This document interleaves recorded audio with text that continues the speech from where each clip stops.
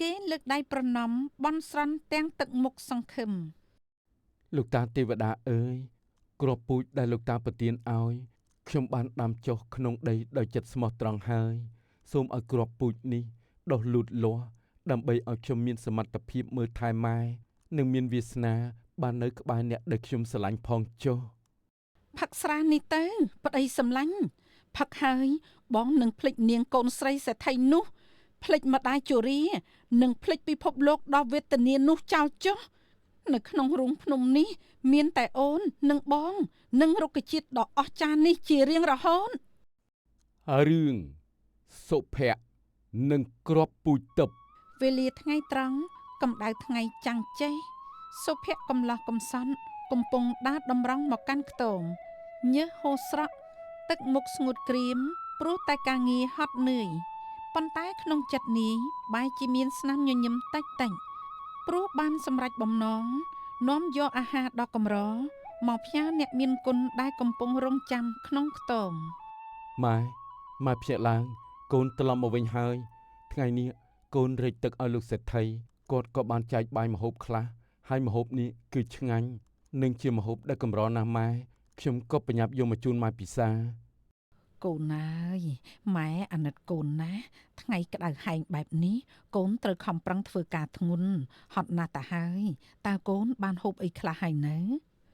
កូនហូបរួចហើយម៉ែកុំបារម្ភពីកូនអីឲ្យតែម៉ែបានពិសាឆ្អែតនិងមានសុខភាពល្អកូនហត់នឿយយ៉ាងណាក៏កូនទ្រាំបានដែរព្រះនឹងប្រោសប្រណីដល់កូនដែលមានចិត្តកតញ្ញូទោះបីយើងក្រទ្រាំតែសូមឲ្យកូនរក្សាចិត្តសប្បុរសនិងភាពស្មោះត្រង់នេះជាប់ជានិច្ចណាបានម៉ែកូនចាំបណ្ដាំម៉ែជានិច្ចកូនជឿថាថ្ងៃណាមួយទេវតានឹងមើលឃើញពីការតស៊ូរបស់យើងហើយជួយឲ្យយើងផុតពីទុក្ខលំបាកនេះមិនខានអញ្ចឹងកូនត្រឡប់ទៅវិញហើយណាម៉ែទៅបន្តការងារទៀតនៅផ្ទះលោកសេដ្ឋីសុភ័ក្រត្រឡប់មកផ្ទះលោកសេដ្ឋីវិញហើយបន្តការងាររបស់ខ្លួនស្រាប់តែធីតាដែលជាកូនលោកសេដ្ឋីបានដើរមករកសុភ័ក្រជាមួយតឹងនិងនំចំណីខ្លះបងសុភ័ក្រឈប់សម្រាកបន្តិចទៅនេះទឹកត្រជាក់និងនំខ្លះខ្ញុំយកមកឲ្យបងពិសា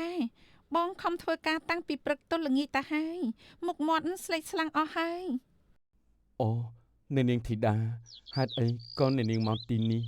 របស់ទាំងនេះខ្ពង់ខ្ពស់ណាស់ខ្ញុំជាអ្នកបម្រើមិនហ៊ានទទួលយកឡើយបងកុំហៅខ្ញុំថាអ្នកនាងអីហៅត្រឹមឈ្មោះធីតាទៅបានហើយខ្ញុំដឹងថាបងជាមនុស្សល្អខំធ្វើការចិញ្ចឹមម្ដាយចិត្តរបស់ខ្ញុំគឺខ្ញុំតែងតែបារម្ភពីបងអ្នកនាងធីតាពាក្យសម្ដីអ្នកនាងធ្វើឲ្យខ្ញុំរំភើបណាស់ប៉ុន្តែយើងមិនអាចទៅរួចទេអ្នកនាងជាកូនសេដ្ឋីរស់លើគំនរមាសប្រាក់ចំណែកខ្ញុំវិញសូម្បីតែបាយហូបមួយពេលក៏ត្រូវយកកម្លាំងមកដូរដែរម្យ៉ាងទៀតលោកសេដ្ឋីច្បាស់ជាមិនយល់ព្រមឡើយតែចិត្តស្រឡាញ់វាមិនប្រកាន់អ្នកមានអ្នកក្រឡើយបងសុភ័ក្រខ្ញុំមិនខ្វល់ពីទ្រព្យសម្បត្តិឡើយសូមតែបងយល់ព្រមទទួលយកចិត្តខ្ញុំទៅបានហើយសូមអ្នកនាងយល់ដល់ខ្ញុំផងការស្រឡាញ់ដែលខុសឋានៈមានទៅនាំទុកដល់អ្នកនាងប៉ុណ្ណោះចូលអ្នកនាងរក្សាកិត្តិយសនិងរកអ្នកដែលមានវាសនាខ្ពស់ដូចគ្នាទៅចុះខ្ញុំបាទសូមលាទៅធ្វើការបន្តហើយសុភ័ក្រដើរចេញទៅទាំងចិត្តអាឡោះអាល័យទុកឲ្យធីតាឈមមើលទាំងទឹកភ្នែករលីងរលោងគ្រាដែលសុភ័ក្រដើរចេញទៅទាំងដង្ហើមធំចំពោះវាសនាខ្លួនឯងស្រាប់តែមានតាចាស់ម្នាក់ដើរចូលមកឈប់ពីមុខគេចៅអើយហេតុអីក៏ចៅដកដង្ហើមធំមើលទៅហាក់ដូចជាមានទុក្ខកង្វល់ក្នុងចិត្តយ៉ាងនេះជំរាបសួរលោកតាខ្ញុំគ្រាន់តែតូចចិត្តនឹងវាសនារបស់ខ្លួនឯងបន្តិចបន្តួចប៉ុណ្ណោះដែលកើតមកក្រីក្រមិនអាចមានសមត្ថភាពមើលថែអ្នកដែលខ្លួនស្រឡាញ់និងអ្នកដែលស្រឡាញ់ខ្លួនបានចិត្តចៅស្មោះត្រង់ណាស់ចៅដឹងខុសត្រូវដឹងឋានៈខ្លួនឯងហើយមិនចង់ឲ្យអ្នកដទៃមកលំបាកជាមួយសេចក្តីល្អរបស់ចៅនេះហើយដែលនាំឲ្យតាធ្វើដំណើរមកទីនេះតើលោកតាមានប្រសាសន៍ ចង់បានន័យថាម៉េចដែរពេលនោះតាចាស់បានហុចគ្រាប់ពូជរុក្ខជាតិពណ៌មាសមួយគ្រាប់ឲ្យសុភ័ក្រនេះគឺជាគ្រាប់ពូជចៅចូលយកវាទៅដាំនៅមុខផ្ទះហើយស្រោចទឹកវាដោយសេចក្តីព្យាយាមនិងចិត្តបរិសុទ្ធវានឹងជួយឲ្យចៅបានសម្រេចបំណងប្រាថ្នា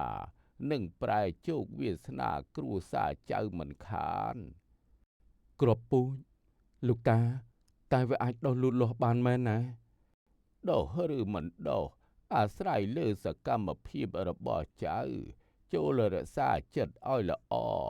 កតញ្ញូដូចដែលចៅធ្លាប់ធ្វើមកចុះ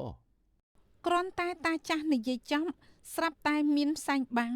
ធ្វើឲ្យរូបកាយលោកតាចំណាស់នោះបាត់ស្រមោលសូនឈឹងបន្សល់ទុកតែគ្រាប់ពូជក្នុងដៃសុភ័ក្រប៉ុណ្ណោះលោកតាអេឬមួយលោកតាគឺជាទេវតាខ្ញុំបាននឹងធ្វើតាមបណ្ដាំរបស់លោកតាជានិច្ចព្រឹកថ្ងៃថ្មីសុភ័ក្រកំពុងអង្គុយលុតជង្គង់សម្លឹងមើលដីដែលគេទៅបនឹងដាំគ្រាប់ពូជរួចគេលើកដៃប្រណម្យបន់ស្រន់ទាំងទឹកមុខសង្ឃឹមលោកតាទេវតាអើយគ្រាប់ពូជដែលលោកតាប្រទានឲ្យខ្ញុំបានដាំចុះក្នុងដីដោយចិត្តស្មោះត្រង់ហើយសូមឲ្យគ្រាប់ពូជនេះដុះលូតលាស់ដើម្បីឲ្យខ្ញុំមានសមត្ថភាពមើលថែម៉ែនិងមានវាសនាបាននៅក្បែរអ្នកដែលខ្ញុំស្រឡាញ់ផងចុះសុភ័ក្រងើបឈររួចកាន់ដងរែកទៅរែកទឹកពីបឹងខណៈនោះធីតាបានដើរយ៉ាងលោភលំចេញពីក្រោយដើមឈើក្បែរខ្ទមរបស់សុភ័ក្របងសុភ័ក្រទោះបងបដិសេធចិត្តអូនព្រោះតែខ្លាចអូនលំបាកក៏ចិត្តអូននៅតែជារបស់បងជានិញអូនមិនអាចជួយបងរែកទឹកបានមែនតែអូនសុំយកទឹកនិងជីល្អមកជួយស្រោចស្រពគ្រាប់ពូជរបស់បងធីតាបានចាក់ទឹកនិងដាក់ជីថែទាំដីនោះយ៉ាងយកចិត្តទុកដាក់រំពេចនោះដីត្រង់កន្លែងដាំគ្រាប់ពូជក៏ចាប់ផ្ដើមមានពន្លឺព្រិចនិងមានពន្លកតូចមួយដុះចេញមកភ្លាមយ៉ាងអស្ចារ្យហើយអស្ចារ្យណាស់ពន្លកនេះមានពណ៌មាសបងប្រកាសជាសប្បាយចិត្តណាស់នៅពេលឃើញវាអូននឹងនៅទីនេះចាំជួយបងជានិញទោះបងមិនដឹងក៏ដោយធីតាប្រញាប់ដើរចេញទៅវិញនៅពេលឮសំឡេងសុភ័ក្រដើរត្រឡប់មកវិញបន្ទាប់ពីរែកទឹកសុភ័ក្រមកដល់រួចទម្លាក់ដងរែកចុះភ្នែកសម្លឹងមើលទៅកន្លែងដាំគ្រាប់ពូជរួចក៏បើកភ្នែកធំដោយភាពចម្លែកចិត្តអេហេតុអីបានជាដុះលឿនយ៉ាងនេះហើយនៅទីនេះមានក្លិនក្រអូបដូចផ្កាទៀនឬមួយមានទេវតាមកជួយខ្ញុំមែនទេពេលយប់មកដល់ស្រាប់តែលេចចេញនៅស្ត្រីម្នាក់ស្លៀកពាក់ចម្លែងខុសពីអ្នកភូមិធម្មតានាងសម្លឹងមើលទៅគ្រាប់ពូជដែលដាំនោះដោយភ្នែកឡើងក្រហមច្រាលគ្រាប់ពូជនេះពិតជាអស្ចារ្យមែនបើយើងបានគ្រាប់ពូជនេះយើងនឹងមានឫទ្ធិអំណាចខ្លាំងក្លាបំផុតនៅក្នុងព្រៃនេះនាងដើរទៅជិតគ្រាប់ពូជដែលដុះពន្លកនោះប៉ុន្តែត្រូវពន្លឺជះមកវិញធ្វើឲ្យនាងមិនអាចប៉ះពាល់បាន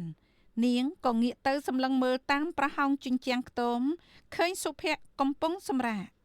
អូហូបរិសម្នាក់នេះមានរូបរាងសង្ហាមិនធម្មតាទេសាច់ឈាមក៏ស្រស់បើយើងបានគេមកធ្វើជាប្តីកំដរយើងនៅក្នុងរូងភ្នំក៏មិនអន់ដែរយើងត្រូវទៅយកទាំងគ្រាប់ពូជដែលដាំដុះនេះនិងបរិសនេះមកធ្វើជារបស់យើង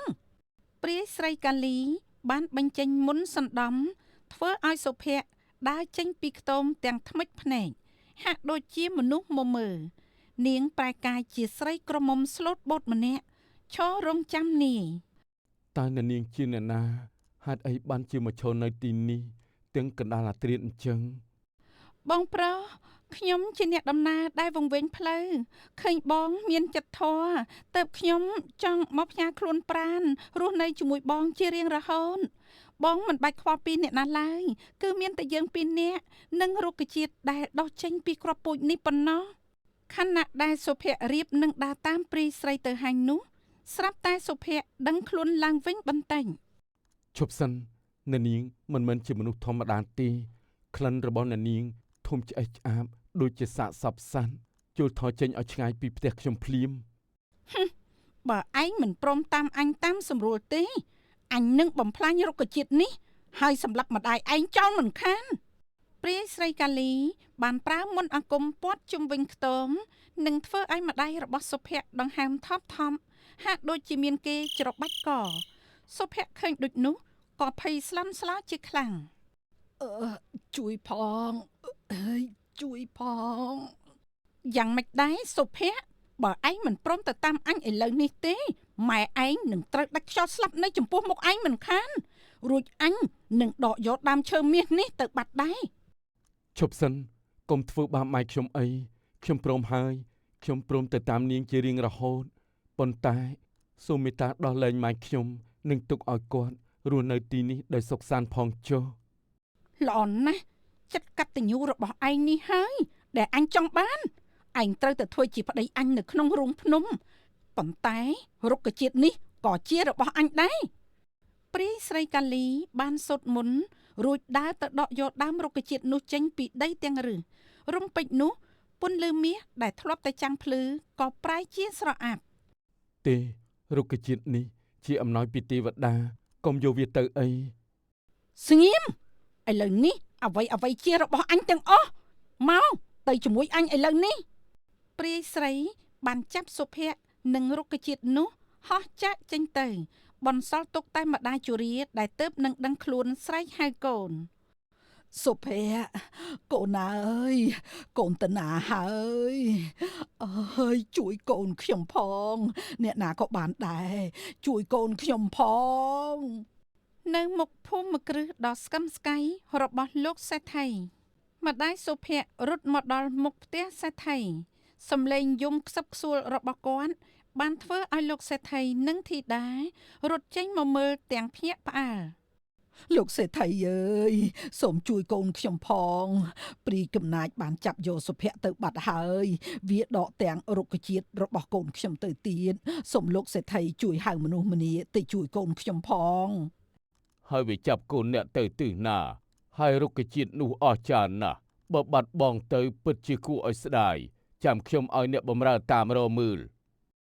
មីងសម្រួលអារម្មណ៍សិនទៅចុះបងសុភ័ក្រគាត់មានគ្រោះថ្នាក់អ្វីដែរទេមីងហេតុអ្វីក៏ព្រាយស្រីនោះចង់បានគាត់ទៅវិញវាបង្ខំឲ្យសុភ័ក្រធ្វើជាប្តីវាបើមិនអញ្ចឹងទេវានឹងសម្លាប់ខ្ញុំកូនសុភ័ក្រសុកចិត្តលះបង់ខ្លួនឯងដើម្បីឲ្យខ្ញុំរស់ធីតាជួយកូនមីងផងលោកពងពេលនេះជីវិតមនុស្សសំខាន់ជាងអ្វីទាំងអស់បងសុភ័ក្រជាមនុស្សល្អគេជួយពួកយើងច្រើនណាស់បានលោកពុកមិនឲ្យមនុស្សទៅជួយទេកូននឹងចេញទៅតាមរកគាត់ដោយខ្លួនឯងបានកូនកុំធ្វើអីឈួតណាយើងនឹងឲ្យអ្នកបម្រើដែលពូកែដើម្បីទៅជួយរកសុភ័ក្រនិងយករុក្ខជាតិនោះត្រឡប់មកវិញបងសុភ័ក្រសូមបងទ្រាំតែចុះអូននឹងទៅជួយបងឲ្យខាងតែបាននៅក្នុងរូងភ្នំធីតានិងអ្នកបម្រើម្នាក់លួចចូលរូងភ្នំនាងឃើញព្រាយស្រីកំពុងតែអង្អែលថ្ពាល់សុភ័ក្រផឹកស្រានេះទៅប្តីសម្លាញ់ផឹកហើយបងនឹងភ្លេចនាងកូនស្រីសេដ្ឋីនោះភ្លេចម្ដាយជរានិងភ្លេចពិភពលោកដ៏វេទនានោះចោលចុះនៅក្នុងរូងភ្នំនេះមានតែអូននិងបងនិងរុក្ខជាតិដ៏អស្ចារ្យនេះជារៀងរហូតស្រានេះក្រអូបណាស់ធីតាម៉ែខ្ញុំពេលនោះធីតាក៏សម្រុកចូលទៅជួយសុភ័ក្រឈប់ភ្លាមនាងព្រាយចិត្តអាក្រក់ចូលឯងដោះលែងបងសុភ័ក្រនិងប្រកោរុក្ខជាតិនោះមកឲ្យយើងវិញភ្លាមបើមិនអញ្ចឹងទេកុំថាយើងមិនបានប្រាំនាងកូនស្រីសេដ្ឋីចិត្តខ្លាំងអីក៏ខ្លាំងយ៉ាងនេះមកដល់ទីនេះដើម្បីស្លាប់ជំនួសគេមែនទេមុនអាគមខ្មៅរបស់អញមិនមែនពួកឯងអាចកម្ចាត់បានឡើយព្រាយស្រីក្រវាត់ដៃបញ្ចេញខ្យល់ខ្មៅបោកទៅលើធីតាធ្វើឲ្យនាងដួលខ្ទាតទៅម្ខាងប៉ុន្តែកំបិតស្នៀតក្នុងដៃធីតាបញ្ចេញពន្លឺការពារនាងពីមុនខ្មៅនោះបងសុភ័ក្រដឹងខ្លួនឡើងបងកុំជឿតាមពាក្យបោកប្រាស់របស់វាអីម៉ែបងកំពុងរងចាំបងនៅផ្ទះហើយអូនក៏មិនអាចរស់នៅបានដែរបើគ្មានបងបិទមាត់អញនឹងច្បាច់កឯងឲ្យស្លាប់ឥឡូវនេះព្រាយស្រីស្ទុះទៅរកធីតា តែរំពេចនោះសុភ័ក្រដែលឮសម្រែករបស់ធីតាក៏ចាប់ផ្ដើមតស៊ូនឹងមុនសណ្ដំភ្នែករបស់គេចាប់ផ្ដើមភ្លឺច្បាស់ឡើងវិញ ធីតាប្រយ័ត្នលោកតាទេវតាអើយសូមជួយពួកយើងផង រុក្ខជាតិដែលនៅជិតនោះស្រាប់តែបញ្ចេញពន្លឺចាំងភ្នែកបង្កើតជាខែលការពារធីតា នាងព្រាយកុំមកបំពេញម្ចាស់ស្រីយើងឲ្យសោះណា នីសុកដែលជាអ្នកបម្រើក៏ប្រើមុនអាគមបន្ថែមកំចាត់នាងព្រាយអូយពួកអាមនុស្សពូជអាក្រក់ពួកឯងចង់មកបំបែកបំបាក់សេចក្តីសុខអញមែនទេបងសុភ័ក្របញ្ញាប់ឡើងតោះរត់ទៅបងសុកជួយទុកវាបានតែមួយផ្លែតប៉ុណ្ណោះយើងត្រូវតែនាំគ្នាត្រឡប់ទៅវិញឥឡូវនេះព្រះស្រីកាលីដែលខឹងសម្បាយ៉ាងខ្លាំងបានប្រមូលកម្លាំងអាគមចុងក្រោយដើម្បីកម្ចាត់គ្រប់គ្នាប៉ុន្តែសុភ័ក្របានលើករុក្ខជាតិឡើងបើអញមិនបានសុភ័ក្រនឹងរុក្ខជាតិនេះទេពួកឯងទាំងអស់គ្នាក៏កុំសង្ឃឹមថានឹងបានរស់ចេញពីទីនេះដែរស្លាប់ទាំងអស់គ្នាទៅ អូរុក្ខជាតិទិព្វអើយបើលោកពិតជាមានបារមីមែនសូមមេត្តាជួយកម្ចាត់សភាវៈអាក្រក់និងជួយសង្គ្រោះជីវិតពួកយើងផង រំពេចនោះរុក្ខជាតិក្នុងដៃសុភ័ក្របានបញ្ចេញពន្លឺរស្មីពណ៌សចាញ់ចាំងខ្លាំងដូចជាខ្សែតេទិបហោះទៅរំពាត់រូបកាយព្រីបិសាចជាប់ណែនអូយក្តៅណាស់ពន្លឺនេះកំពុងតែរំសាយរូបកាយអញហើយលែងអញទៅលែងអញទៅពន្លឺចេញពីរុក្ខជាតិកាន់តែខ្លាំងឡើងរហូតដល់រំសាយរូបកាយព្រាយស្រីឲ្យរលាយបាត់សូន្យឈឹងពេលនោះលោកតាទេវតាក៏បង្ហាញខ្លួនចេញមក បុណ្យឈ្នះបាបសេចក្តីល្អដែលចៅសុភ័ក្រសន្សំមកបានធ្វើឲ្យរុក្ខជាតិនេះបញ្ចេញឫទ្ធិបារមីកម្ចាត់សភាវៈអាក្រក់ដោយខ្លួនឯងឥឡូវនេះព្រាយកំណាចត្រូវបានរំលាយអស់ហើយចូលចៅនាំគ្នាត្រឡប់ទៅភូមិករវិញចុះ អូព្រះគុណលោកតាទេវតាដែលបានជួយជ្រោមជ្រែងពួកយើងជានិញ លោកតាតើខ្ញុំបានអាចយករុក្ខជាតិនេះទៅធ្វើជាឱសថ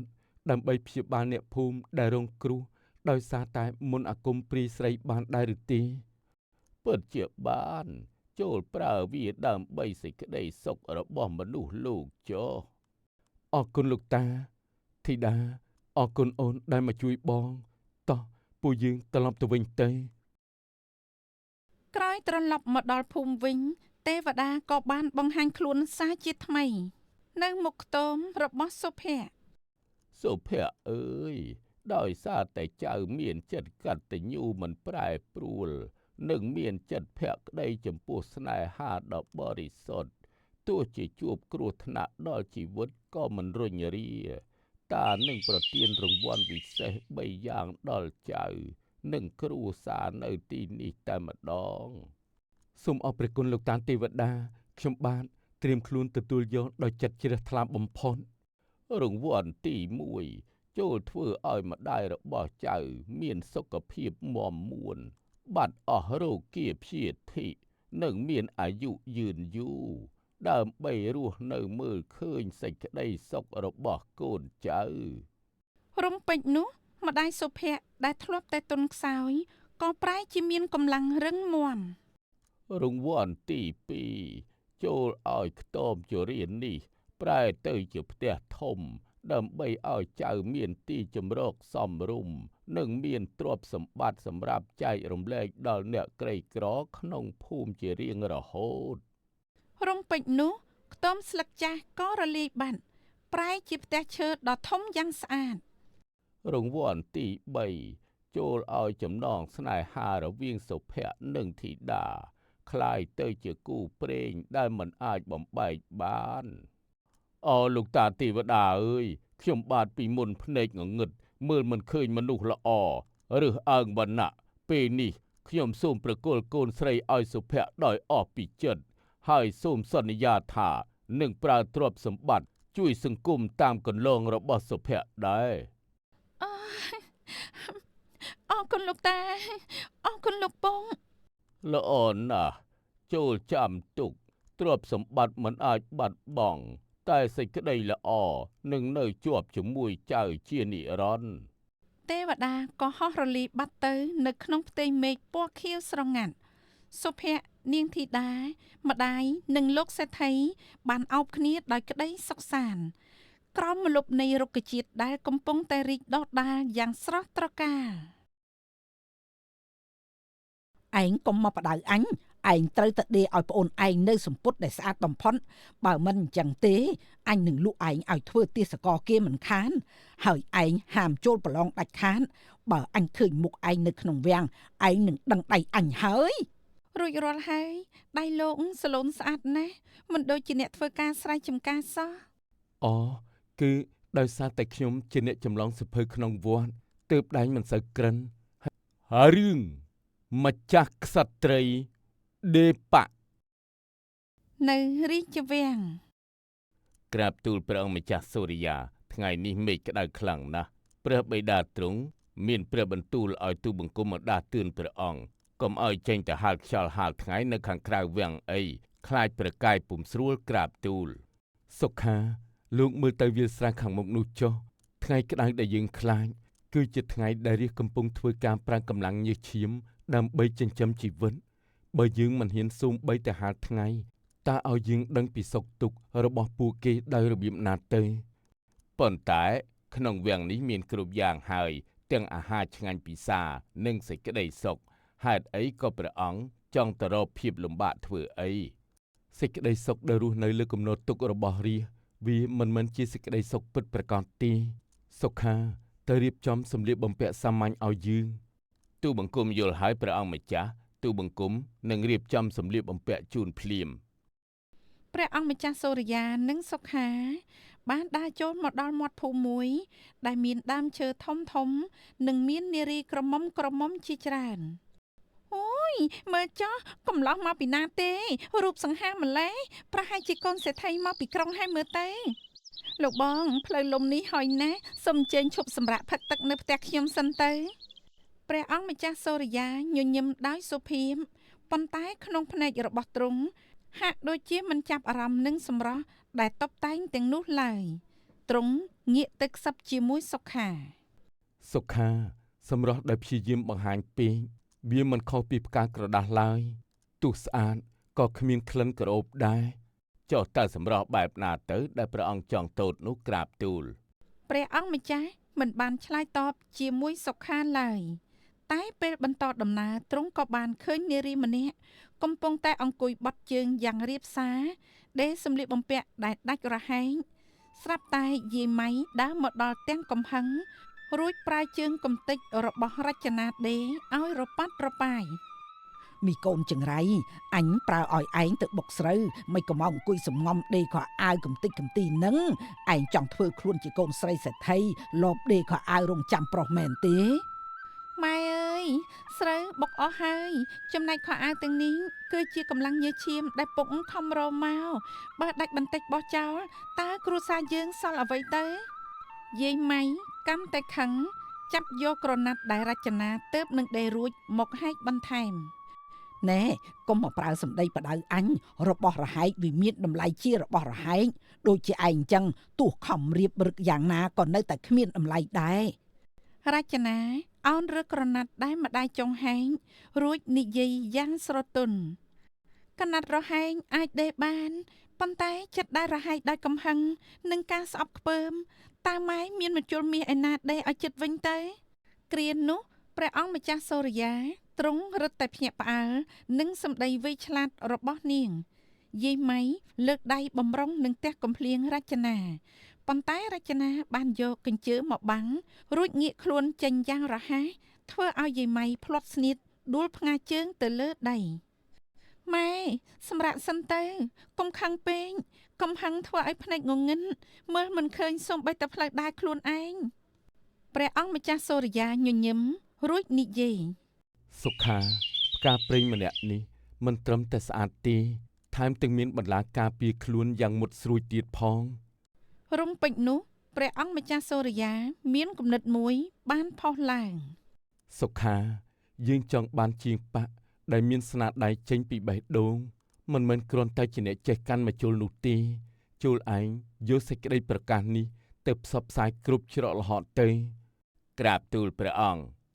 ពេលនោះសុខាក៏បានធ្វើតាមព្រះបន្ទូលរបស់ព្រះអង្គម្ចាស់សូរិយា ព្រះរាជវាំងត្រូវការជ្រើសរើសកំពូលបុប្ផាដេបៈដើម្បីមានឱកាសធ្វើជាព្រះមហេសីអ្នកឈ្នះនឹងទទួលបានមាស100ដំឡឹងនិងកិត្តិយសដល់វង្សត្រកូល ស្ដាប់ឲ្យច្បាស់អ្នកភូមិទាំងឡាយព្រះអង្គម្ចាស់សូរិយាទ្រង់ប្រកាសបើកការប្រឡងដេបៈដ៏ធំមួយអ្នកណាមានស្នាដៃល្អនឹងទទួលបានរង្វាន់ដ៏អស្ចារ្យនេះ ពេលនោះអ្នកភូមិផ្អើលឆោឡោយាយម៉ៃឮភ្លាមភ្នែកឡើងក្រឡែតដោយភាពលោភលន់បុប្ផាកូនស្រីម៉ែឱកាសមាសមកដល់ហើយឯងត្រូវទៅចូលប្រឡងដេបៈនេះឲ្យឈ្នះដើម្បីបានធ្វើជាមហេសីក្នុងវាំងម៉ែអើយម៉ែដឹងហើយតាថាខ្ញុំកាន់មកជុលម្ដងមុតដៃមុតជើងខ្លួនឯងនឹងឲ្យខ្ញុំទៅប្រឡងដេបៈមិនខុសពីឲ្យមន់ទៅហែលទឹកទេយាយម៉ៃងាកទៅសម្លឹងរចនាដែលកំពុងអង្គុយដេបៈយ៉ាងស្អាតនៅក្បែរនោះដោយកែភ្នែកពោពេញដោយល្បិចកលគាត់ដើរទៅដណ្ដើមយកសម្ពុតដែលរចនាទើបដេរួចមកបង្ហាញបុប្ផាឯងមិនបាច់ចេះដេទេគឺមានរចនាជាអ្នកដេឲ្យឯងយកទៅប្រឡងឯងគ្រាន់តែយកស្នាដៃវាមកធ្វើជារបស់ឯងទៅវាបានហើយរចនាងើបមុខឡើងទាំងទឹកភ្នែករលីងរលោងនាងនិយាយដោយសំឡេងញ័រញ័រម៉ែធ្វើបែបនេះជាការបោកប្រាស់ព្រះអង្គម្ចាស់ហើយណាម៉ែបើទ្រង់ជ្រាបពួកយើងនឹងត្រូវមានទោសទាំងគ្រួសារយាយម៉ៃស្ទុះទៅចាប់សក់រចនារួចគំរាមកំហែងចំមុខឯងកុំមកបដៅអញឯងត្រូវតែដេឲ្យប្អូនឯងនៅសម្ពុតដែលស្អាតបំផុតបើមិនអញ្ចឹងទេអញនឹងលក់ឯងឲ្យធ្វើទាសករគេមិនខានហើយឯងហាមចូលប្រឡងដាច់ខាតបើអញឃើញមុខឯងនៅក្នុងវាំងឯងនឹងដឹងដៃអញហើយយាយម៉ៃចាប់បោះកញ្ជើមកជុលអំបោះទៅលើដីរួចជន់ឈ្លីបន្ថែមមីកូនចង្រៃឯងមានវាសនាត្រឹមតែជាអ្នកបម្រើកូនស្រីអញប៉ុណ្ណោះចាំទង់រចនាអង្គុយចុះរើសមជុលដែលបាក់និងអំបោះដែលប្រឡាក់ដីក្នុងភ្នែកនាងមិនមែនមានតែភាពភ័យខ្លាចទេប៉ុន្តែមានភាពមុតមាំម្យ៉ាងកើតឡើងមាស100ដំឡឹងខ្ញុំមិនចង់បានទេប៉ុន្តែភាពយុត្តិធម៌និងកិត្តិយសរបស់ជាងដេប៉ាខ្ញុំមិនអាចឲ្យម៉ែជន់ឈ្លីបានឡើយយាយម៉ៃនិងបុប្ផាដើរចេញទៅទាំងសើចក្អាកក្អាយរៀបចំខ្លួនយ៉ាងស្អាតបាតដើម្បីត្រៀមចូលវាំងនៅថ្ងៃស្អែកព្រះអង្គម្ចាស់សូរិយាឈមមើលថ្ងៃរៀបលេងរួចមានព្រះបន្ទូលទៅកាន់សុខា សុខាតើត្រីដែលយើងចង់បានជាប់នុយហើយឬនៅ ក្រាបទូលប៉ុន្តែហាក់ដូចជាមានត្រីស្អុយចង់មកស៊ីនុយនោះដែរក្រាបទូល ខណៈពេលនោះរចនាដើរយឺតមកមាត់ទឹកដើម្បីបោកលាងកន្សែងដែលប្រឡាក់ដីដោយសារម្ដាយចុងជន់ស្រាប់តែនាងឮសំឡេងបុរសពីរនាក់និយាយគ្នាព្រះអង្គម្ចាស់ងាកទៅរកសុខាដែលឈរយាមក្បែរនោះរួចរុញស្មាសុខាឲ្យចេញទៅ សុខានាងមកហើយឯងឆាប់ទៅពួនពីក្រោយដើមឈើនោះឲ្យឆាប់ទៅកុំឲ្យនាងឃើញឯងឲ្យសោះបើមិនចឹងទេខូចការយើងអស់ហើយ ក្រាបទូលហើយចុះបើមានសត្វសាហាវមកយាយព្រះអង្គ គ្មានស្អីទេទៅលឿនទៅ សុខារត់ត្រហេបត្រហប់ទៅពួនពីក្រោយដំបូងខណៈដែលព្រះអង្គម្ចាស់សូរិយាប្រញាប់ទម្លាក់ខ្លួនអង្គុយផ្អែកដើមឈើរួចទាញមែកឈើមកកោសដៃខ្លួនឯងឲ្យឡើងក្រហមបន្តិចហើយខ្ទប់ដៃធ្វើទឹកមុខឈឺចាប់បំផុតរចនាដើរមកដល់ស្រាប់តែឃើញបុរសម្នាក់កំពុងអង្គុយធ្ងោតិចលោកកើតអីនឹងហេតុអីមកអង្គុយនៅទីនេះ អូខ្ញុំគ្រាន់តែរអិលជើងបន្តិចក៏ត្រូវមែកឈើមុនដៃមិនអីទេរបួសនេះមិនធ្ងន់អីឡើយ លោកចាំខ្ញុំជួយរចនាហើយជាក្រណាត់សម្ពុតដែលនាងទៅបដេរួចមកជូតដៃឲ្យទ្រង់ព្រះអង្គម្ចាស់លួចសម្លឹងមើលមុខនាងរួចលួចញញឹមម្នាក់ឯងសុខាលួចមើលពីក្រោយដើមឈើរួចក្រវីក្បាលហួសចិត្ត ម្ចាស់ថ្លៃហើយមិនគួរណាជាងដេបៈម្នាក់នេះមកចាញ់ល្បិចព្រះរាជបុត្រយ៉ាងនេះសោះ រួចរាល់ហើយដៃលោកសលូនស្អាតណាស់មិនដូចជាអ្នកធ្វើការស្រែចម្ការសោះ អូ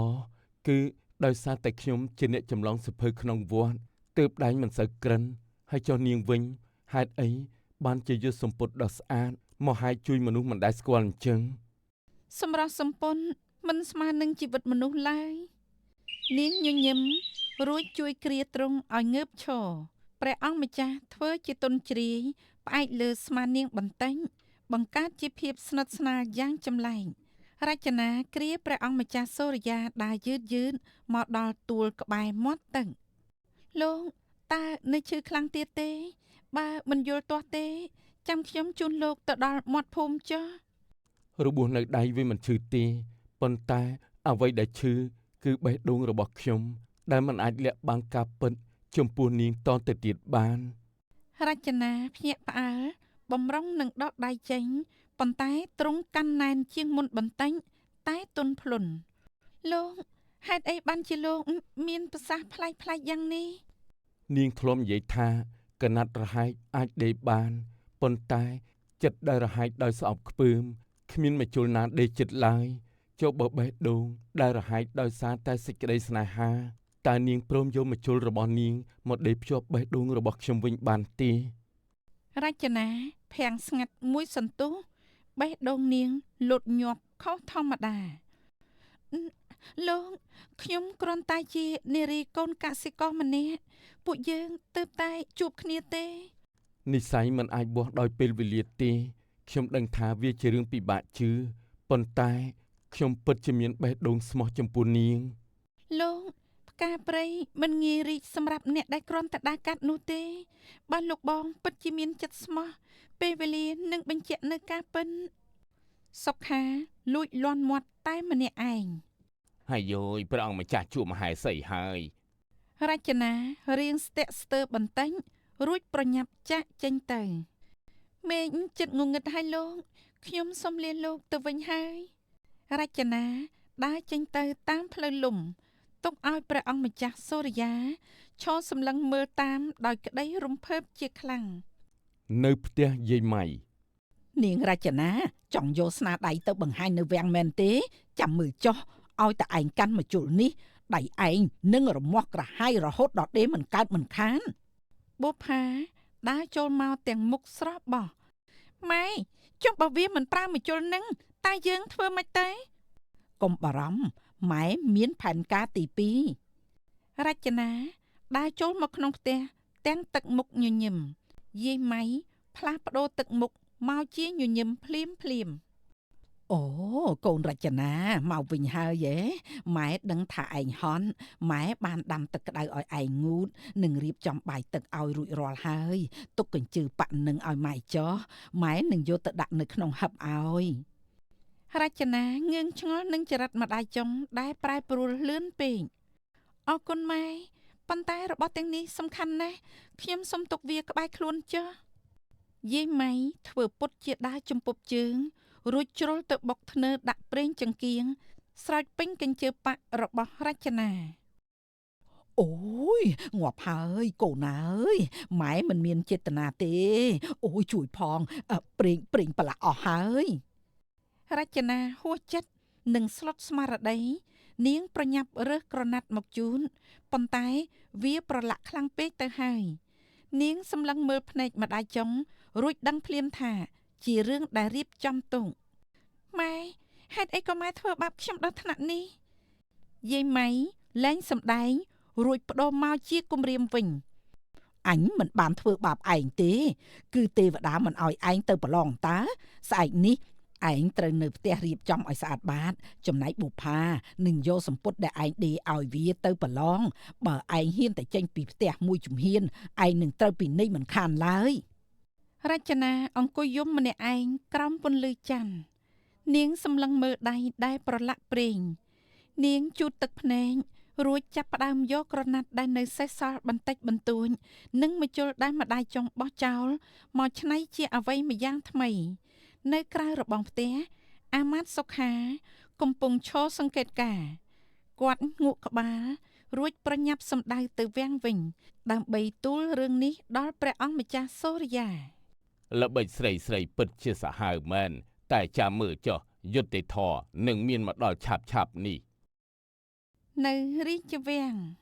យាយម៉ៃនិងបុប្ផាដើរចូលមកទាំងរឹកពីឆ្មាំងឆ្មៃឃើញទេកូននាងរចនាឥឡូវប្រហែលជាកំពុងអង្គុយយំនៅផ្ទះ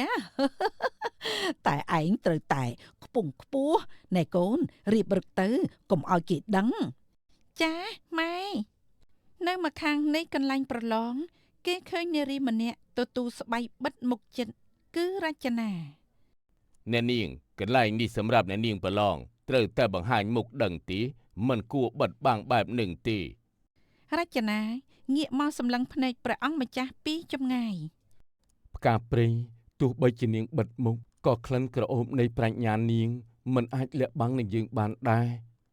បុប្ផាលើកសម្ពុតដែលរចនាដេឲ្យដែលប្រឡាក់ប្រេងបន្តិចបន្តួចថ្វាយព្រះអង្គម្ចាស់ទាំងទឹកមុខញញឹមញញែមយាយម៉ៃឈរពីក្រោយទាំងអំនួត ស្នាដៃប៉ាក់ប៉ុន្តែហេតុអីបានជាមានស្នាមប្រឡាក់ប្រេងចង្គៀងនិងមានក្លិនផ្សែងភ្លើងជាប់បែបនេះទៅវិញតើអ្នកនាងដេវីមែនទេ បុប្ផាភ័យស្លន់ស្លោយាយម៉ៃប្រញាប់ឆ្លើយជំនួសអូយសូមក្រាបទូលព្រះអង្គម្ចាស់គឺកូនស្រីខ្ញុំម្ចាស់ខំដេទាំងយប់អាត្រៀតទើបប្រេងចង្គៀងកំពប់លើបន្តិចបន្តួចនេះហើយគឺជាផតាំងនៃភាពព្យាយាមរបស់នាង ល្អណាស់បើអ្នកនាងជាម្ចាស់ស្នាដៃពិតប្រាកដចូលជួយដេកញ្ចប់រូបផ្កាត្រកួនតូចមួយនៅជ្រុងសម្ពុតនេះឲ្យយើងមើលបន្តិចទៅមើលដើម្បីឲ្យយើងអស់មន្ទិលសង្ស័យ បុប្ផាកាន់ម្ជុលទាំងដៃញ័រតូចត្រឺតនាងសុកអំបោះមិនចូលផងស្រាប់តែម្ជុលមុតដៃនាងនាងស្រែកយំរួចទម្លាក់ម្ជុលចោលអូយខ្ញុំឈឺដៃណាស់ម៉ែអូយខ្ញុំធ្វើមិនកើតទេព្រះអង្គម្ចាស់សូរិយាងាកទៅរកអ្នកបម្រើដែលទទួលស្បៃដែលឈរក្បែរនោះ អ្នកនាងខាងនោះចូលនាងមកទីនេះមកជុលមាសនេះហាក់ដូចជាចង់ឲ្យនាងជាអ្នកកាន់វាជាង រចនាបោះជំហានចូលមករួចទទួលយកម្ជុលមាសពីព្រះហស្ថព្រះអង្គម្ចាស់នាងដេកយ៉ាងរហ័សត្រឹមតែមួយប្រព្រិចភ្នែករូបផ្កាត្រកួនដ៏រស់រវើកបានលេចឡើងលើសម្ពុតនោះយាយម៉ៃឃើញដូច្នោះក៏ស្ទុះទៅបំរុងនឹងផ្ទះកំភ្លៀងរចនាយីនាងឯងហ៊ានលបចូលវាំងបោកប្រាស់ព្រះអង្គម្ចាស់ផងហ៎ ឈប់សិនអ្នកណាជាអ្នកបោកប្រាស់ឲ្យប្រកប ព្រះអង្គម្ចាស់ដកក្រណាត់រុំរបួសដៃដែលរចនាឲ្យយប់មិញមកបង្ហាញ ស្នាមប៉ាក់លើសម្ពុតនេះនិងស្នាមប៉ាក់លើកណាត់រុំរបួសដៃយើងគឺជាស្នាដៃតែមួយអ្នកដែលបោកប្រាស់យើងគឺពួកនាងឯនេះទេ យាយម៉ៃនិងបុប្ផាភ័យញ័រលុតជង្គង់ក្រាបថ្វាយបង្គំសុំទោសព្រះអង្គម្ចាស់សូរិយាដើរទៅរកអ្នកបម្រើរួចទាញស្បៃមុខចេញយឺតបង្ហាញឲ្យឃើញមុខរចនាដ៏ស្រស់ស្អាតដែលកំពុងមានទឹកភ្នែករលីងរលោង យើងរកឃើញម្ចាស់បេះដូងយើងហើយ ទាហានរាជវាំងចាប់បង្ខំយាយម៉ៃនិងបុប្ផាឲ្យលុតជង្គង់ចុះយាយម៉ៃយំសស្រាក់លើកដៃសំពះអង្វរអូយព្រះអង្គម្ចាស់ខ្ញុំម្ចាស់ខុសហើយខ្ញុំម្ចាស់គ្រាន់តែចង់ឲ្យកូនស្រីមានអនាគតល្អទើបដាច់ចិត្តធ្វើរឿងឈួតលីលាបែបនេះសូមទ្រង់មេត្តាប្រណីផង ការបោកប្រាស់រាជវាំងគឺជាទោសក្បត់មហាក្សត្រម្យ៉ាងទៀតការធ្វើបាបកូនស្រីខ្លួនឯងគឺជាទង្វើដែលមិនអាចអត់ឱនឲ្យបាន តាមច្បាប់នគរអ្នកទាំងពីរត្រូវកាត់ទោសឲ្យទៅបោសសម្អាតក្នុងក្រោលសេះរយៈពេល1ឆ្នាំដើម្បីរៀនពីតម្លៃនៃជីវិត ស្រាប់តែរចនាបោះជំហានយឺតមកខាងមុខរួចលុតជង្គង់ចុះនៅចំពោះមុខព្រះអង្គម្ចាស់សូរិយាក្រាបទូលព្រះអង្គម្ចាស់ខ្ញុំម្ចាស់ដឹងថាពួកគាត់ខុសប៉ុន្តែក្នុងនាមជាកូនខ្ញុំម្ចាស់មិនអាចទ្រាំឃើញម៉ែចុងរងទុក្ខវេទនាបែបនេះបានទេបើគ្មានគាត់ក៏គ្មានអ្នកថែរក្សាពុករបស់ខ្ញុំម្ចាស់ដែរ រចនា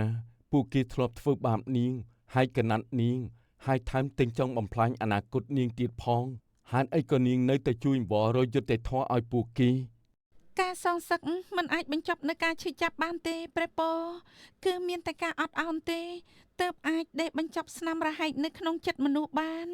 សូមព្រះអង្គមេត្តាបន្ធូរបន្ថយទោសឲ្យពួកគាត់ផងដើម្បីឲ្យពួកគាត់មានឱកាសកែខ្លួនជាថ្មី យើងនឹងយល់ព្រមតាមសំណើនាងប៉ុន្តែយាយម៉ៃនិងបុប្ផាត្រូវត្រឡប់ទៅភូមិវិញរួចរែកទឹកស្រោចស្រែឲ្យអ្នកភូមិដែលជួបគ្រោះរាំងស្ងួតរហូតផុតរដូវប្រាំង យាយម៉ៃនិងបុប្ផាអោនក្បាលដល់ដីអរគុណរចនាទាំងទឹកភ្នែកពេលនោះព្រះអង្គម្ចាស់សូរិយាយាងមកចាប់ដៃរចនាឲ្យក្រោកឈរឡើង សម្រស់និងប្រាជ្ញាគឺជារឿងមួយប៉ុន្តែទឹកចិត្តមេត្តាដ៏សែនបរិសុទ្ធនេះហើយដែលស័ក្តិសមនឹងក្លាយជាមេត្តានៃរាជពិតប្រាកដ រចនាក្នុងឈុតសម្លៀកបំពាក់យ៉ាងប្រណិនឈរនៅមាត់ស្ទឹងកន្លែងដែលនាងធ្លាប់ជួបព្រះអង្គម្ចាស់លើកដំបូង អូនមើលចុះទឹកដែលអូនធ្លាប់ប្រាថ្នាចង់បានសម្រាប់អ្នកភូមិឥឡូវវាបានហូរពេញវាលស្រែហើយ អរព្រះគុណព្រះអង្គម្ចាស់ដែលទ្រង់មិនត្រឹមតែផ្ដល់ទឹកសម្រាប់ដីស្រែទេប៉ុន្តែទ្រង់ថែមទាំងផ្ដល់ពន្លឺនៃយុត្តិធម៌សម្រាប់រាជគ្រប់គ្នាទៀត ល្ងាចនោះអូនធ្លាប់និយាយថាពេលវេលានឹងបញ្ជាក់ការពិតតើឥឡូវការពិតបានបង្ហាញច្បាស់ហើយឬនៅ ចម្លើយគឺពេលវេលាបានធ្វើឲ្យខ្ញុំម្ចាស់ស្គាល់បេះដូងទ្រង់យ៉ាងច្បាស់ខ្ញុំម្ចាស់សំណាងណាស់ដែលបានទ្រង់សពព្រះទេយ៉ាងនេះ រឿងរ៉ាវខ្លះមិនចាំបាច់សរសេរលើផ្ទាំងថ្មទេគ្រាន់តែដេកទុកក្នុងបេះដូងក៏អាចថិតថេរជារៀងរហូតដែរ សេចក្តីស្នេហាពិតមិនមែនត្រឹមតែជាការសម្លឹងភ្នែកគ្នាឡើយប៉ុន្តែគឺជាការរួមសុខទុក្ខនិងការអត់ឱនឲ្យគ្នាទោះបីជាក្នុងកលៈទេសៈដែលងងឹតបំផុតក៏ដោយ នាងកញ្ញាពោលត្រូវហើយបាយអាចជួយឲ្យខ្ញុំរស់បានមួយថ្ងៃតែសៀវភៅទាំងនេះនឹងជួយឲ្យខ្ញុំដឹងថាខ្ញុំរស់នៅដើម្បីអ្វីនិងដើម្បីអ្នកណា លោកម្ចាស់អើយជួយក្មេងស្រីកំសត់ម្នាក់ផងខ្ញុំស្រេកទឹកណាស់សុំទឹកត្រាំមួយក្អឹកមក ស្រេកទឹកក៏ទៅរកទឹកផឹកនៅមាត់អូរទៅកុំមកពាំងផ្លូវអញងាប់ហើយស្រីម្នាក់ដែលអញធ្លាប់មើលងាយនៅកណ្ដាលផ្លូវគឺជាប្រនាងងាប់គ្មានដីកប់ទេអញអើយអញ រឿងព្រះនាងនិងវាសនាកូនកសិករក្រោមមេឃដ៏ធំល្វឹងល្វើយមានបរិសដ៏កំសត់ម្នាក់គេក្រីក្រណាស់ប៉ុន្តែរូបគេជាមនុស្សឧស្សាហ៍ព្យាយាមនិងមុះមុតក្នុងការរៀនសូត្ររូបគេមានក្តីសុបិនធ្វើជាមន្ត្រីដ៏ស្មោះត្រង់ម្នាក់ទោះបីដៃខ្ញុំប្រឡាក់ដីស្រែប៉ុន្តែខួរក្បាលខ្ញុំត្រូវតែស្អាតស្អំដោយចំណេះដឹងខ្ញុំមិនអាចកើតមកក្រហើយស្លាប់ទៅវិញដោយភាពល្ងង់ខ្លៅនោះឡើយនៅក្រោមដើមពោធិ៍ដ៏ធំកណ្ដាលភូមិមេភូមិកំពុងអានសេចក្តីប្រកាសរបស់ព្រះរាជា ស្ដាប់ឲ្យច្បាស់អ្នកភូមិយើងព្រះរាជាបើកទ្វារវាំងទទួលយកបញ្ញវន្តមិនរើសអើងអ្នកមានឬអ្នកក្រសុំតែម្នាក់ដែលមានប្រាជ្ញាលើសគេដើម្បីទៅធ្វើជាសសរទ្រូងនៃនគរ នេះហើយនេះគឺជាទ្វារដែលខ្ញុំរងចាំឱកាសមិនមែនមករកយើងរាល់ថ្ងៃទេបើយើងមិនចេញទៅចាប់វានឹងក្លាយជារបស់អ្នកដទៃហើយនៅក្នុងផ្ទះស្លឹកចាស់មួយសុភ័ក្រលុតជង្គង់សំពះលាឪពុកម្ដាយក ូនអើយយើងអ្នកក្រក្រៃតើយកអ្វីទៅប្រកួតប្រជែងនឹងគេទៅកូន ម៉ែមាសប្រាក់គេអាចចាយអស់តែចំណេះដែលម៉ែឲ្យខ្ញុំរៀនវានឹងនៅជាមួយខ្ញុំរហូតកូនមិនយកមាសទៅឡើយកូនយកសេចក្តីព្យាយាមទៅជំនួសវិញ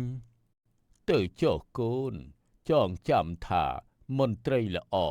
មិនមែនអង្គុយលើកៅអីខ្ពស់ដើម្បីជិះជាន់គេទេ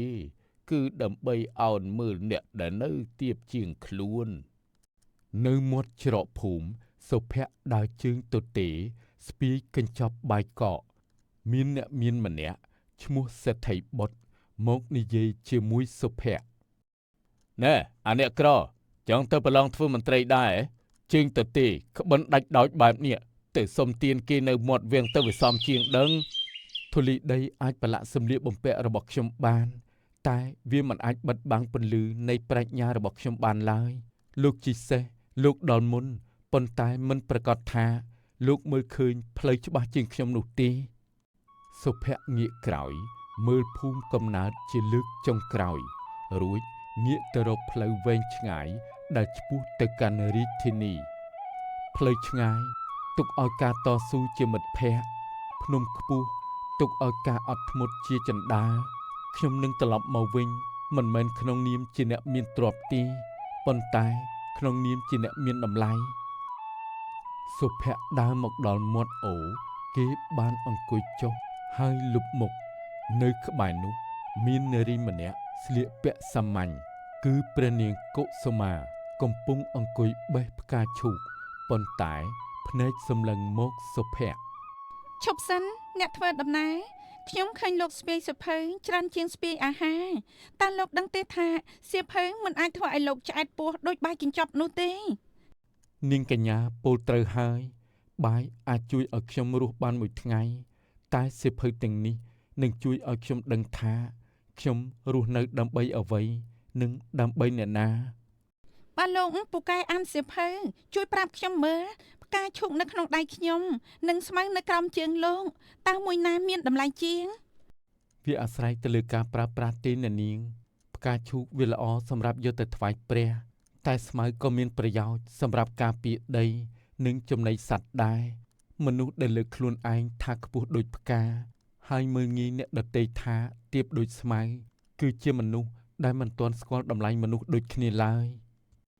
ពេលនោះព្រះនាងធ្វើពុតជាដួលហើយជ្រុះកញ្ចប់ប្រាក់សុភ័ក្រឃើញភ្លាមក៏រើសយកទៅហុចឲ្យនាងវិញដោយមិនស្ទាក់ស្ទើរ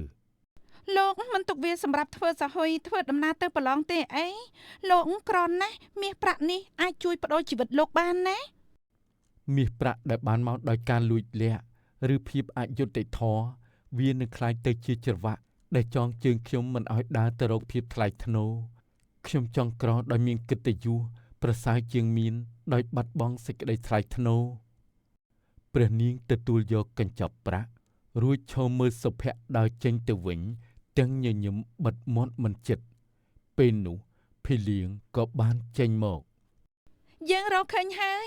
មិនមែនរកឃើញអ្នកចេះដឹងធម្មតាទេតែគឺជាត្បូងពេញដែលដុសខាត់ដោយសិលធម៌យើងនឹងជួបគេម្ដងទៀតនៅមុខរាជបល្ល័ង្កព្រះមេអ្នកមនាងបរោះនោះពិតជាមានឫកពីសុភាពរៀបសារព្រមទាំងមានចំណេះដឹងជ្រៅជ្រះណាស់ ការសាកល្បងប្រាជ្ញាបង្កប់ដោយភាពជោគជ័យសុភ័ក្រមិនដឹងខ្លួនទេថាគេបានប្រឡងជាប់វិញ្ញាសាចិត្តសាស្ត្រតាំងពីមិនទាន់ចូលដល់មាត់ទ្វារវាំងមកម្លេះពេលសេដ្ឋីបុត្រជិះសេះយ៉ាងសង្ហាកំពុងបណ្ដេញអ្នកភូមិឲ្យជិះផ្លូវជាឲ្យឆាប់កុំមកពាំងផ្លូវអ្នកមានបុណ្យទៅប្រឡងធ្វើមន្ត្រីប្រឡាក់ខោអាវសូត្រអញអស់លើហើយគ្រានោះព្រះនាងកុសុមាក៏ធ្វើជាស្រេកទឹកខ្លាំងដើម្បីសុំទឹកសាកល្បងចិត្តសេដ្ឋីបុត្រ លោកម្ចាស់អើយជួយក្មេងស្រីកំសត់ម្នាក់ផងខ្ញុំស្រេកទឹកណាស់សុំទឹកត្រាំមួយក្អឹកមក ស្រេកទឹកក៏ទៅរកទឹកផឹកនៅមាត់អូរទៅកុំមកពាំងផ្លូវអញស្រីក្រីក្រដូចជានាងមិនសមមកប៉ះពាល់របស់ប្រើប្រាស់របស់អ្នកមានដូចជាអញទេពេលនោះព្រះនាងធ្វើពុតជាសាកល្បងសួរសំណួរចង់ដឹងពីអត្តចរិតរបស់សេដ្ឋីបុត្រ លោកម្ចាស់មិនឲ្យទឹកខ្ញុំក៏ហេចុះតែលោកម្ចាស់ចង់ទៅប្រឡងធ្វើមន្ត្រីមើលទៅប្រកាសជាពូកែណាស់ចុះបើខ្ញុំសួរលោកមួយសំណួរបើលោកឆ្លើយត្រូវខ្ញុំនឹងមិនរំខានផ្លូវលោកទៀតឡើយ សួរមកសំណួរបែបក្មេងបេះបន្លែដូចជានាងមានអីពិបាកឆ្លើយសម្រាប់យើងទៅ តើអ្វីដែលធ្វើឲ្យមនុស្សម្នាក់មើលទៅខ្ពង់ខ្ពស់បំផុត សំណួរបែបល្ងងគឺមាសប្រាក់សម្លៀកបំពាក់សូត្រនិងអំណាចនឹងហើយបើគ្មានលុយគ្មានអ្នកណាគេគោរពទេនាងដឹងអត់ ខុសហើយលោកម្ចាស់សម្លៀកបំពាក់គ្រាន់តែជាសម្បកមាសប្រាក់គ្រាន់តែជាគ្រឿងលម្អតែមាយាទនិងគុណធម៌ទេដែលធ្វើឲ្យមនុស្សមើលទៅថ្លៃថ្នូរពិតប្រាកដ សេដ្ឋីបុត្រចាប់ផ្ដើមខឹងសម្បាព្រោះត្រូវក្មេងស្រីបំរើម្នាក់មកប្រដៅខ្លួនក៏មកនិយាយទស្សនវិជ្ជាជាមួយយើងបើនាងឯងប្រកែសួរទៀតមកមើល តើពន្លឺអ្វីដែលមិនចេះរលន់ទោះបីជាមានខ្យល់ព្យុះបក់ខ្លាំងយ៉ាងណាក៏ដោយ គឺជើងចង្គៀងមាសក្នុងផ្ទះយើងនឹងអីទោះខ្យល់បក់មកក៏មានកញ្ចក់បាំងដែរ ខុសទៀតហើយគឺពន្លឺនៃបញ្ញាមនុស្សដែលមានចំណេះដឹងទោះជួបទុក្ខលំបាកដោយព្យុះក៏គេនៅតែរកផ្លូវចេញឃើញជានិញមិនដូចអ្នកមានទ្រព្យតែគ្មានខួរក្បាលឡើយ សេដ្ឋីបុត្រខឹងខ្លាំងរួចបំបល់សេះចេញទៅ ព្រះនាងឈរសម្លឹងមើលតាមពីក្រោយស្រីឈួតយើងមិនខ្ជិះខ្ជាយពេលវេលាជាមួយនាងទេចាំមើលចុះយើងនឹងដណ្ដើមតំណែងមន្ត្រីឲ្យបានសមុទ្រមានច្រាំងតែអំនួតមនុស្សគ្មានដែនកំណត់ឡើយព្រះនាងបានឃើញច្បាស់ហើយថារវាងពេជ្រនិងគ្រួសវាខុសគ្នាយ៉ាងណាទោះបីជាគ្រួសនោះស្រោបមាសក៏ដោយនៅក្នុងព្រៃក្បែរមាត់អូរដែលស្ងប់ស្ងាត់ព្រះនាងកុសុមាបានបង្ហាញសម្លៀកបំពាក់ដ៏ប្រណិតក្រាបទូលព្រះនាងហេតុអ្វីបានជាព្រះនាងសុខចិត្តមហាថ្ងៃហាខ្យល់លបងប្រាជ្ញាជាមួយមនុស្សទាំងអស់នេះធ្វើអីភ្នែកមនុស្សមើលឃើញតែសម្បកក្រៅតែចិត្តមនុស្សទេដែលមើលឃើញការពិនបើយើងមិនមកដោយខ្លួនឯងតើយើងដឹងដល់របៀបណាថាអ្នកណាកម្រិតណានាងឃើញទេសេដ្ឋីបុត្រម្នាក់នោះមានសេះល្អជិះមានមាសប្រាក់ពេញខ្លួនប៉ុន្តែសម្ដីបង្កប់សន្តានពឹសពុលគេស្គាល់តែតម្លៃមាសតែគេមិនស្គាល់តម្លៃមនុស្សឡើយមនុស្សបែបនេះបើបានធ្វើមន្ត្រីមុខជាធ្វើឲ្យរាទឹកភ្នែកមិនខានទេពិតមែនហើយព្រះនាងគេថែមទាំងហ៊ានមើលងាយព្រះនាងដែលគ្រាន់តែជាស្រីកំសត់ម្នាក់ទៀតផងព្រះនាងលើកផ្កាឈូកមកហិតរួចនឹកឃើញដល់សម្ដីរបស់សុភ័ក្រចំណែកបុរសឈ្មោះសុភ័ក្រនោះវិញគេខុសគ្នាឆ្ងាយណាស់គេក្រតែចិត្តគេខ្ពស់គេឆ្លាតតែគេមិនអួតសម្ដីរបស់គេបង្កប់ទៅដោយធម៌និងការយល់ដឹងគេប្រៀបដូចជាត្បូងពេជ្រដែលធ្លាក់នៅក្នុងភក់ទោះភក់ប្រឡាក់សម្បកក្រៅក៏មិនអាចបំបត្តិពន្លឺនៅខាងក្នុងបានដែរចុះតើព្រះនាងនឹងទូលរឿងនេះថ្វាយបរិជាដែរទេអត់ទេយើងមិនទាន់និយាយអ្វីទាំងអស់យើងចង់ឃើញបរិះម្នាក់នោះបញ្ចេញសមត្ថភាពនៅមុខបល្ល័ង្កដោយខ្លួនឯងយើងចង់ដឹងថាតើចំណេះដឹងដែលគេមានអាចយកឈ្នះលើខ្សែស្រឡាយនិងមាសប្រាក់បានឬយ៉ាងណាច្រកទ្វាររាជវាំងបើកចំហទទួលអ្នកមានបញ្ញាប៉ុន្តែភ្នែករបស់មនុស្សជារឿយៗតែងតែបើកទទួលតែអ្នកមានទ្រព្យសម្បត្តិប៉ុណ្ណោះពេលឃើញសុភ័ក្រដើរចូលមកក្រុមបេក្ខជននាំគ្នាខ្ទប់ច្រមុះនិងសើចចំអកឡត់លើយអូហូមើលចុះសម្លៀកបំពាក់ដូចអ្នកមកសុំទានចង់មកប្រឡងធ្វើមន្ត្រីដែរហ៎អត់មើលសម្បល់សោះហើយប្រហែលជាវាច្រឡំផ្លូវទេដឹងកុំមកឈរក្បែរយើងមើលប្រឡាក់អាវយើងអស់ហើយថយចេញទៅសេដ្ឋីបុត្រដើរចេញមកពីកណ្ដាលចំណោមបេក្ខជនទាំងរឹកពីអំនួតអូហូអាអ្នកស្រែដែលអួតប្រាជ្ញាតាមផ្លូវនឹងតើណែឯងមើលមិនឃើញទេអីបេក្ខជនម្នាក់គេសុទ្ធតែជាកូនមន្ត្រីកូនអ្នកមានចំណែកឯងសូម្បីតែមាសម្ដុំក៏គ្មានផងចង់មកអង្គុយតុកជាមួយនឹងពួកយើងហ៎កុំសង្ឃឹមឲ្យសោះលោកម្ចាស់ព្រះរាជាប្រកាសរដ្ឋមន្ត្រីដោយប្រើខួរក្បាលមិនមែនដោយប្រើសម្លៀកបំពាក់ឡើយបើកៅអីមន្ត្រីសម្រាប់តែអ្នកមាននោះនគរច្បាស់ជាគ្មានយុត្តិធម៌សម្រាប់អ្នកក្រទេឯងចាំទុកណាមនុស្សដូចឯងសមតែដេកជាមួយនឹងកបីនៅឲ្យវាលស្រែប៉ុណ្ណោះលោកអាចចាំមើលបានថាខ្ញុំនឹងប្រើខួរក្បាលឲ្យច្រើនជាងប្រើមាសប្រាក់ទោះបីជាគ្រប់គ្នាព្រួតគ្នាមើលងាយក៏មិនអាចបំបាក់ស្មារតីរបស់សុភ័ក្របានដែរព្រោះគេដឹងច្បាស់ថាមាសពិតទោះធ្លាក់ក្នុងភក់ក៏នៅតែជាមាសរំពេចនោះការប្រឡងក៏បានមកដល់ព្រះរាជាបញ្ជាឲ្យមន្ត្រីយកអំបោះមួយបាច់និងផ្កាម្លិះមួយតងមកដាក់នៅមុខបេក្ខជនក្នុងនាមជាមន្ត្រីតើអ្នករើសយករបស់មួយណាជាតំណាងឲ្យការងាររបស់អ្នកចូលឆ្លើយដោយហេតុផលទូបង្គំរើសយកផ្កាម្លិះព្រមមន្ត្រីត្រូវតែមានកិត្តិយសក្រអូបនិងរស់នៅក្នុងទីខ្ពង់ខ្ពស់មិនមែនតែកាន់អំបោះបោះដីដែលទៀបថោកនោះទេទូបង្គំរើសយកអំបោះព្រោះតួនាទីមន្ត្រីគឺបោះសម្អាតភាពអយុត្តិធម៌និងភាពកខ្វក់ចេញពីសង្គមដើម្បីឲ្យរាស្ត្ររស់នៅបានស្អាតស្អំបើគ្មានអ្នកកាន់អំបោះបោះជំរះភាពរញ៉េរញ៉ៃផ្កាម្លិះក៏មិនអាចរីកជះក្លិនក្រអូបបានយូរដែរគ្រានោះក្រោយឆ្លើយចប់ព្រះរាជាបាននាំយកវិញ្ញាសាថ្មីមកឲ្យពួកគេឆ្លើយមានបរិះ2នាក់ម្នាក់ជាអ្នកមានម្នាក់ទៀតជាអ្នកក្រចោទថា អ្នកមានបានលួចយកក្អមទឹកឃ្មុំដែលមានលាក់មាស5ដំឡឹងរបស់ខ្លួនអ្នកមានប្រកែកថាក្នុងក្អមនោះមានតែទឹកពេញគ្មានមាសទេសេដ្ឋីបុត្រតើអ្នកនឹងកាត់ក្តីនេះដោយរបៀបណាក្រាបទូលអ្នកក្រច្បាស់ជាភូតផលចង់បានទ្រព្យសម្បត្តិអ្នកមានហើយមនុស្សក្រីក្រសម្ដីមិនគួរឲ្យជឿទេសូមព្រះអង្គដាក់ទោសវាទៅសុភ័ក្រសូមអនុញ្ញាតឲ្យគេយកក្អមទឹកនោះមករួចគេចាក់ទឹកចេញយឺតរហូតដល់អស់បន្ទាប់មកគេក៏យកក្អមនោះទៅជិតភ្នក់ភ្លើងឲ្យក្តៅបន្តិច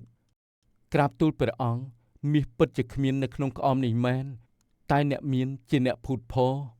ហេតុអីឯងដឹងសូមព្រះអង្គពិនិត្យមើលបាតក្អមនៅពេលក្អមក្តៅវាជះក្លិនទឹកឃ្មុំចេញមកបរិះអ្នកក្រប្រាប់ថាគេលាក់មាសនៅក្នុងក្អមទឹកឃ្មុំដែលផ្ញើទុកនឹងអ្នកមានបើអ្នកមានថាមានតែទឹកតាំងពីដើមតើក្លិនទឹកឃ្មុំមកពីណាវាបញ្ជាក់ថាអ្នកមានបានចាក់ទឹកឃ្មុំចេញរួចយកមាសគេហើយក៏ចាក់ទឹកធម្មតាចូលជំនួសដើម្បីបន្លំភ្នែកពេលនោះមន្ត្រីដែលមកមើល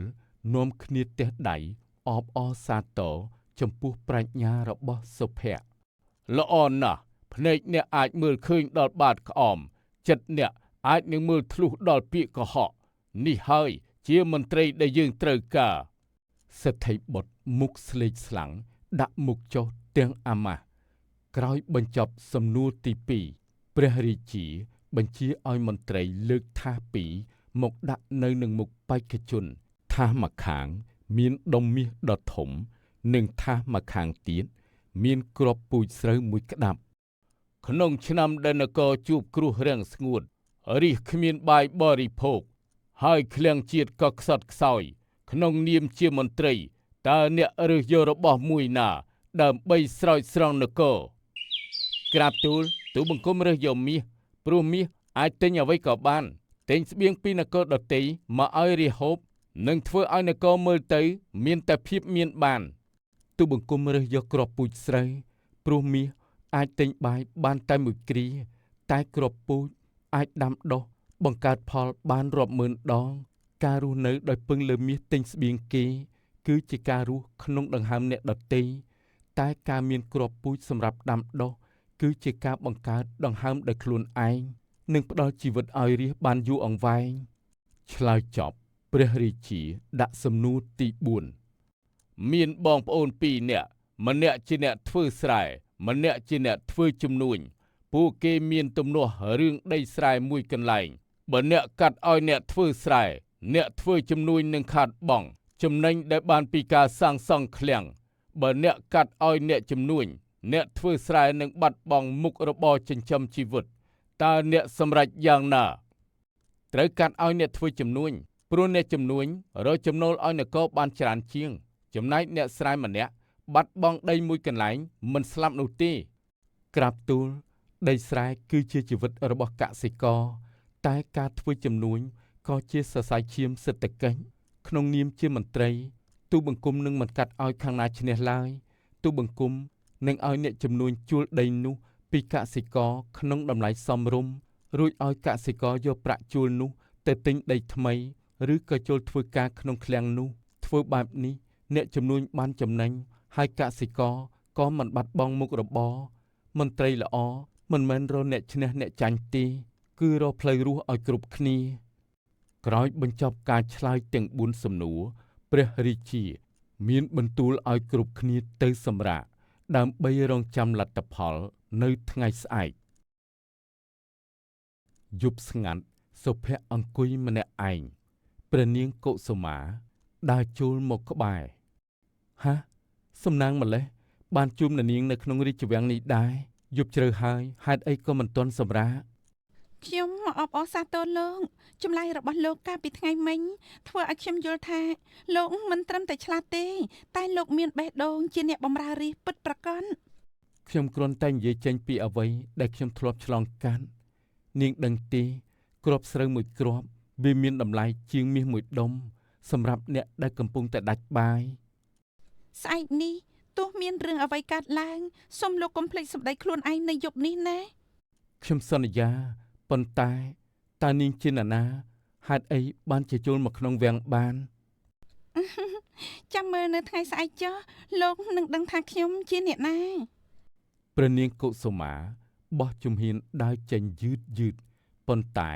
ទ្រង់បានឈប់ងាកមកវិញបន្តិច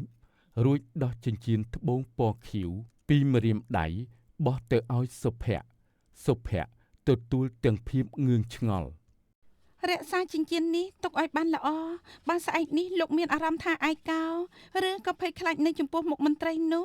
ចូលមើលត្បូងពណ៌ខៀវនេះវានឹងប្រាប់លោកថាលោកមិនមែនតស៊ូតែម្នាក់ឯងឡើយ របស់នេះមានតម្លៃណាស់ខ្ញុំមិនអាច តម្លៃរបស់វាមិនមែននៅលើត្បូងទេគឺនៅលើជំនឿចិនជួបគ្នាថ្ងៃស្អែកណា ព្រះនាងយាងចេញទៅបាត់បន្សល់ទុកតែភាពស្ងប់ស្ងាត់និងក្លិនក្រអូបផ្កាម្លិះដែលអណ្ដែតតាមខ្យល់សុភ័ក្រឈរថ្មឹង